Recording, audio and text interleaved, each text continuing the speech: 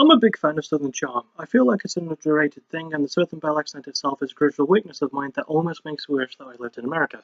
More specifically, Edmonton, Kentucky, which is where today's band are from. Flawless segue, yes, flawless. First forming in 2001, Blackstone Cherry have been around for over a decade and a half and are still lighting the music world on fire with their unique blend of charm, genres, and just an air-like ability. Of course, being a good band doesn't hurt as well, and I'm here to tell you just how good they are, or just how good I think they are. It's backtracking, and this time it's Blackstone Cherry. Let's face the music. I should really make some merchandise out of that catchphrase. I think it's going to catch on. We start with Blackstone Cherry's debut, Blackstone Cherry. Released in 2006 through Roadrunner and produced by David Barrett and Richard Young, it's a damn good start for the band.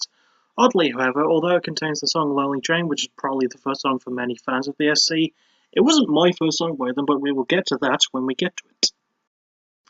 Anyway, this album establishes Blackstone Cherry's sound right off the bat with a mix of heavy metal, southern rock, and even some blues and soul too.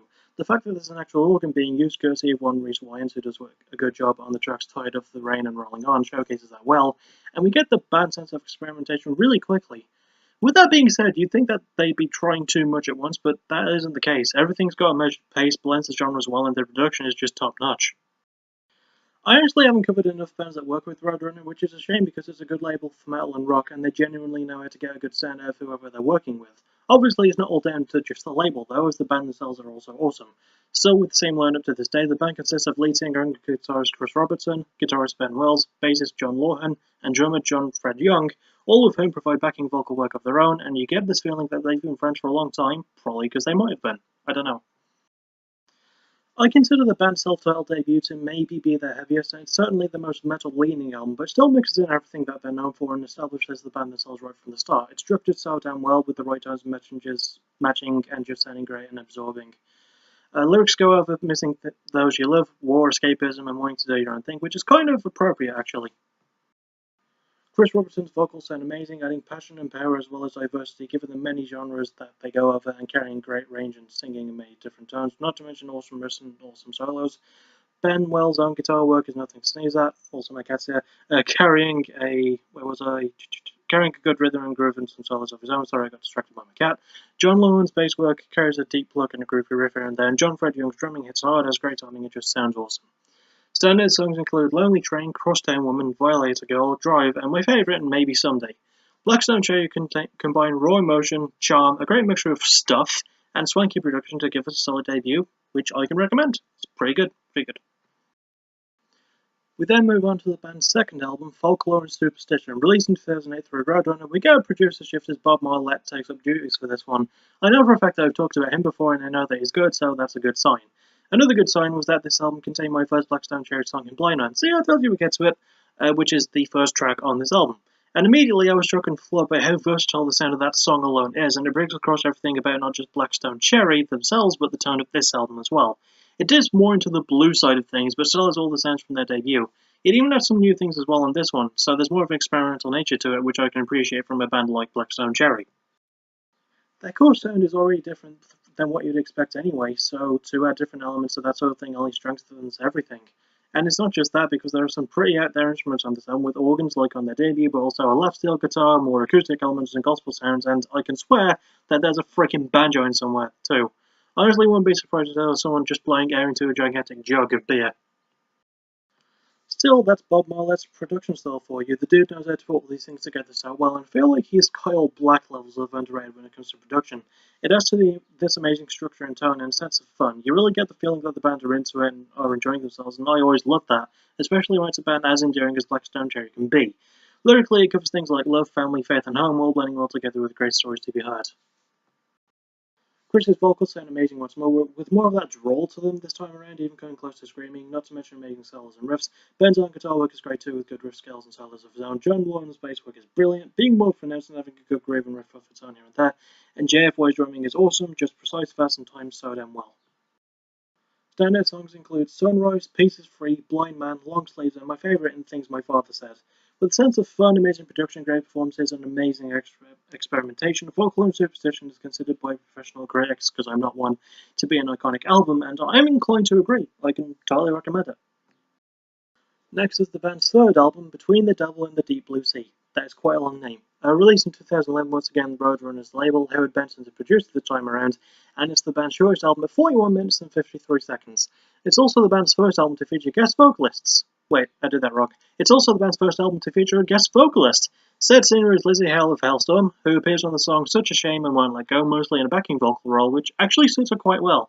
She even appears on a bonus track named Fade Away and has the same role there, but once again is not wasted, and she's actually utilised pretty well. Also, this was my first Black Cherry album, but I didn't listen to this until 2012 when I was more into the band. I was ignorant of just how good these guys were, and hearing the song White Trash Millionaire from this album made me rekindle my love for them after I saw them as nothing but a one-and-done group because I loved Blind Man so much I wasn't as big on their other stuff at the time. Thankfully, I've learned to appreciate that kind of stuff now, so go me. I apologise for my youth, I was an ignorant arsehole. Anyway, this album is once again just a good mixing pot for the band, combining all of their usual genres, but with more of a rock focus this time around. It's not as experimental as Folklore and Superstition was, but it's still enjoyable and has new things going for it, such as Benwell's usage of a voice box thingy. You know the one, it makes it sound a bit like a robot. It's just cool and suits the style surprisingly well. Even with less experimentation, this album is still structured carefully, and the production goes a long way and gives everything a nice heavy feel. Most importantly, it makes up for the lack of experimentation and solidifies a more straightforward sound that's more balanced out that way. Lyrically, it goes over the same old stuff with topics like travelling, being away from home, sex, love, family, and being your own self being prevalent on this album. Chris's vocal work sounds a bit more raspy and a bit more balanced, still holding a good note and range, with his guitar work having come further too, with solid riffs, savage solos, and just good work rate. Ben's own guitar work is nothing to sneeze at either, with good solos of his own, chunky, heavy, hearty riffs, shall we say. John's bass work is always pretty good, with good timing, flair riffs and scales, and more time to shine on this one. And Frodnya Jung's drumming is once again awesome, speedy, timed well, and just sounds great. Some of the songs include White Trash Millionaire, Like I Roll, Change, Such a Shame, and my favourite In My Blood. Between the Devil and the Deep Blue Sea is a good album with a long title, with a great structuring and production to bolster things when needed, and nice collaborative efforts that don't really feel too overstuffed. I can recommend that one. Well, and this. I can recommend it. It's good. Next is the band's fourth album, Magic Mountain. Released in 2014, it would be the band's last through Roadrunner, and this one was produced by a dude named Evil Joe Baresi, and it's their longest album at 55 minutes and 5 seconds. This was the first Black Cherry album that I listened to during its year of release, and the fact that the first song released was about smoking weed didn't really sit right with me, because I don't smoke weed. Also, the cover art for this album just sucks. It's just bad. I don't usually criticise stuff like that, but it just looks boring, which is ironic considering the amount of colour splashed onto it. The album inside, however, not as bad, for the most part. This album is similar to every other band's need to pull back the range on their sound, and I can appreciate that. I think the main thing that hurts this album is the lack of experimentation, which is odd because their third album had that, but the band focused more on one sound to try to make up for it, and it worked. For this one, they're trying to do too many different things without enough of everything else to back it up. It's a shame because this album is good, and I appreciate the band going easy on it, but they sound like they're coasting, and that's not a good thing, and weirdly it takes away from the element of fun. Not to mention it can be a bit repetitive at times, like my videos, there's my one a day, with some phrases being said twice in a row without really needing to be. I like the element of fun, but I don't like that it's numbed down for the listener. Structurally, it's fairly solid with good riffs, and it has a tendency to drag things along with too many cases of showing off. I've got nothing against pure style, but there is such a thing as too much too fast, and it gets boring quickly. Lyrically, it goes over fun times, missing family, supporting troops, and goes into different territories, which I do like. I just like it more if those same points were being made in different ways. Chris's vocals sound great with more teasing of his screaming abilities too, as well as good diversity, awesome solos, and great riffs. Ben's own guitar work is pretty good as well, with nice riffs, and solos. Lauren's bass isn't as prominent here, but he still makes a good appearance with a nice riff and line of his own when he needs to. And Jonathan Frederick Young Esquire has good drumming, balance, and speed. Standard songs include Runaway, Remember Me, Never Surrender, Hollywood in Kentucky, and my favourite in Sometimes. Magic Mountain has good intentions, and I can recommend it because it's still fun and has good performances. It just feels like treading old ground and not doing enough to make it feel fresh, so yeah. I do still recommend it, but not as much as I would the rest of their stuff, you know? Next is the band's fifth album, Kentucky. Released in 2016, we have a label change as the band was shifted from Roadrunner to Mascot, and the producers would be none other than Blackstone Cherry themselves. Thankfully, unlike with Magic Mountain, this album has a nicer cover art to it, which hints at the album's sound. It's a bit darker and different. One complaint to add to Magic Mountain, because I like doing that in my videos, is that it sounded too much like a Blackstone Cherry album. Kentucky doesn't. It still has that element of fun, don't get me wrong, but it's so much gruffer and aggressive than what we're used to, and it's a territory that the band really hasn't much stepped into. It's almost like it drops the southern charm for a newfound grit, and I really enjoyed it. I neglected to add this album as an honorable mention for my favourites of 2016, but this is a really good album, and it's absolutely the album that should have followed Between the Devil.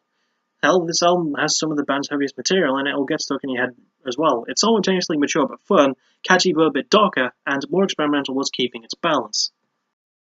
The new label change helped it to no end, and the band producing it for themselves shows just how good a band can be when left to their own devices, and as you know, that's a good thing.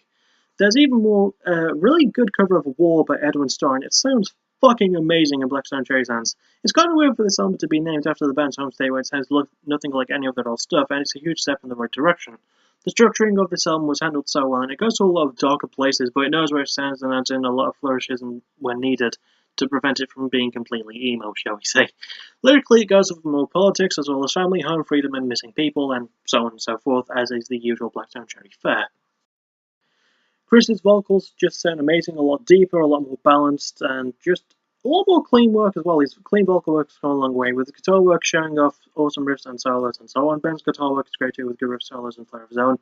Lord John's bass is great because I like calling him that, with deep tone and groove to things, and it's nice to hear it a bit more. And John Fronion's drumming is still fast but more balanced to boot, with good timing and pace.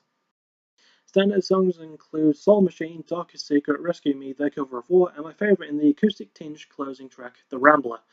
Combining the right amount of passion, emotion, fun, and maturity, not to mention more experimentation, Blackstone Cherry captures on Kentucky what was missing on Magic Mountain. It's a cohesive, well-produced, just fun blast of an album, and I can recommend it. And finally, we have the band's sixth album, Family Tree. Released in 2018, again through the label There's Mascot Records and produced once again by the band that is known as Blackstone Cherry, it's just another solid string to the band's bow. In fact, it's almost the complete opposite of Kentucky, which was a bit darker in terms of sound and a bit heavier as well. With Family Tree, it's much lighter while still having all the same sounds as before. That's even in the cover art itself. Kentucky shows the dark photo of an abandoned-looking house, but Family Tree is a tree where all the leaves are light bulbs. Of course, that's not to say that the beauty of this album is only covered deep. Remember, this album came out through the same label and was produced by the same band, and once again, it doesn't sound like an album by that band. It's like Kentucky, but 10 times more accessible and a lot lighter and more leaning towards the sense of fun that the band is known for. It does feature a guest singer as well, as Warren Haynes, best known as a member of the Allman Brothers Band, provides additional vocals on the song Dancing in the Rain. You know that the album is taking more blues focus to when a member of the Allman Brothers Band, not Allman Brothers Band, appears on the album. In fact, it's easily the most blues rock album that the band has, and that adds to how easy it is to get into. It's a good testament to the structure and the band's maturity as songwriters, having showmanship and taking some turns with production too, and it's got a good consistent tone that really has the balance. It even had some other instruments for the first time in a while, such as organ work and Ben's voice thingy they used to have making a return as well. Lyrically, focuses on home, family, love, women, and lighter material, once again contrasting Kentucky without completely ignoring it. Chris's vocals sound cleaner, meaner, and like he's having more fun as well, with awesome solos and riffs. Ben's own guitar work is also great, with a good solo here, a good riff there, and everywhere a nice performance. Johnny Law's bass carries a good riff, tone, and drive of his own, and Jonathan, the youngest of the Freds, is great beyond the kit, with good speed, timing, work rate, and good feelers, and just good showing off. Yes, good showing off. Standard songs include Carry Me On Down the Road, You Got the Blues, the closing title track, James Brown, and my favourite, In My Last Breath. Combining accessibility, experimentation, and just an all-around fun time, Family Tree is a damn good piece of work. I could recommend this one. Who knows, it could go down as favourite of mine in 2018. Could. Maybe. I'm not putting it past it. Just listen to it. Good album. Jeez, get off my case, man. So, let's round them up. My most favourite is... it's a close one between Kentucky and Folklore and Superstition, with the latter just pinching it mostly based on status. But it was a very, very close one. Just a fun, experimental, and awesome album all in all. But I really like Kentucky too. So, least favourite is Magic Mountain. Just meh cover art and just a feeling of sameness that was toned down without much else to really make up for it.